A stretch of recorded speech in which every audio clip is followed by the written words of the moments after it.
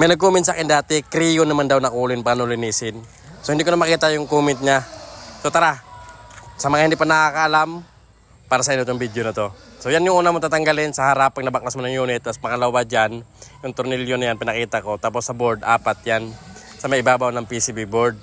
Ngayon, pag natanggal mo na yan, tanggalin mo na yung sensor sa harap, sa evaporator. Tapos yung sensor na rin yan, tanggalin mo yun. Tapos may dalawang tornilyo yan sa board. Baliktarin mo yung board. Pag natanggal mo na yung dalawang tornilyo na yun, mayroon yang hook yan, magkabilaan yan. Tapos pag natanggal mo na yun, iangat mo na yung cover ng board. So yan na yun. Ngayon, para hindi kayo mga malito mga men, pag binaliktad mo yung board, diba, siyempre, tandaan nyo yun.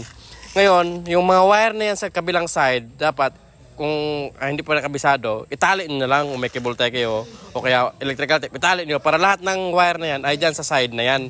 Hindi kayo magbaliktad pag kinabit nyo na ulit pagkatapos. Ngayon, yung mga socket na yan, picturean nyo lang pag hindi nyo lang tanda.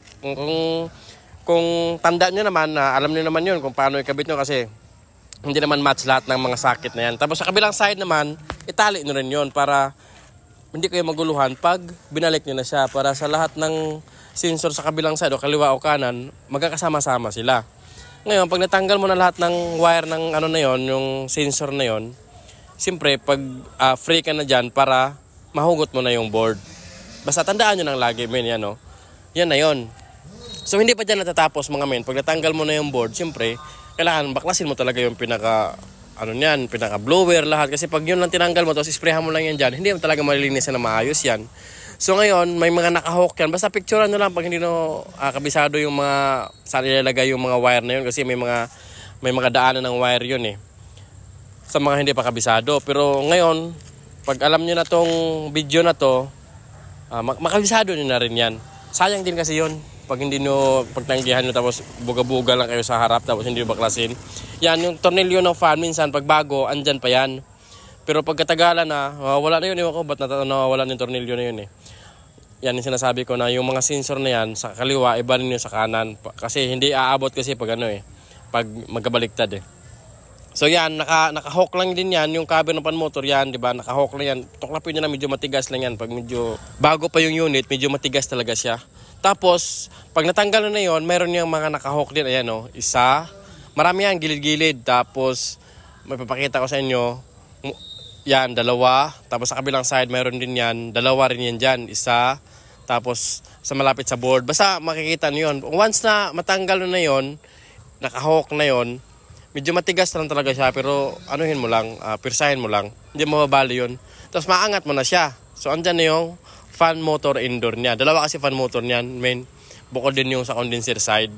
So ngayon, pag natanggal mo na yon, tanggalin mo rin yung pinaka mga hawk ng fan motor, yung naka-clip niya fan motor, tanggalin mo yung dalawa na yan. Pag matanggal mo na yung dalawa na yan, siyempre, free na yung matanggal yung fan motor kasama yung blower. Tsaka mo natanggalin yung blower pag nabaklas mo na yung fan motor. So ngayon, pag nabaklas mo na yung fan motor, sa condenser side ka naman, meron din tornilyo yan sa bandang gitna, isa. Tapos sa may right side niya, tapos sa kabilang side naman, isa lang din yan. Yan, isa. Yung kabila, wala yon, walang butas yan. Tapos sa guide ng niya, fan motor, bispan niya, mayroon din yan dalawa. Karamihan dyan, kinakalawang na kasi laging nababasa. So kung mayroon kayong extra dyan na tornilyo na stainless, pwede na siyang palitan. Tapos mahugot mo na siya. Pag matigas, may mga sumasayad lang yan na mga copper, iwahing nyo lang konti. Tapos yan na yun. Na siya, natanggal na yung fan motor, condenser na fan motor. Ngayon, okay na siya, di ba? So, mayroon pa rin yan tatanggalin. Yung pinaka bispan ng fan motor indoor, tatanggalin mo rin yun, di ba? Sobrang dumi, no? Ngayon, pag bago mo matanggal yan, mayroon yan sa may parting PCB board niya. Yan, tanggalin mo na yung isa na yun. Pero pwede mo na siyang hugutin yung PCB board na yan, yung control panel niya na hindi pa natatanggal yan. Pero ang ginawa ko, pinagsabay ko na siya. Mayroon yan sa loob yan, naka-hook din yan. Dalawa yan dyan, isa, dalawa. Tapos sa kabilang side naman, mayroon din dyan, yan. Parang sungkitin mo lang siya ng screw. Pag nasungkit mo na yan, sa kabilang side din, ganun din. Pag masungkit mo na siya, maangat mo na yan. Yan, di ba? Yan ang sinasabi ko. Tapos yan yung control panel na sa loob. Pinagsabay ko na siya. Pero pwede mo siyang tanggalin nang andun pa yung mismong bispa niya. Yan, parang nakaano lang siya, yung nakasuksok lang siya. Madali lang. Pag once na natanggal mo na yan, yung control panel na yan, Ayan o, nakikita nyo, diba? Nakasuksok lang siya. Pwede siyang sabay mo na, pwede ring, tsaka tanggalin mo na yan agad. Kahit andun pa. Tapos, meron pa rin yan sa may pinagpatungan ng evaporator. Yan, diba? Sa mga quad series, styrofoam yon.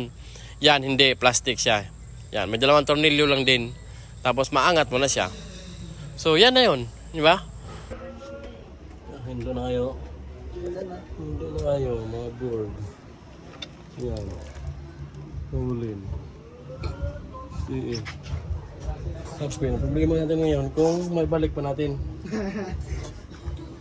So, tara, balik natin. Kung ano yung huli natin tinanggal, yun yung una nating ibabalik.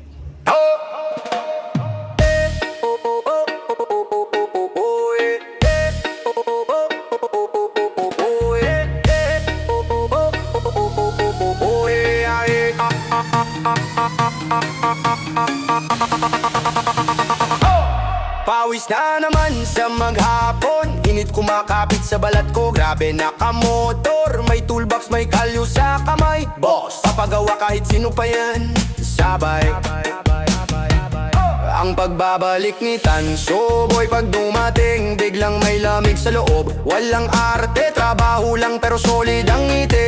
Ayan o. Ayos yan, di ba? Yan, ano na yan.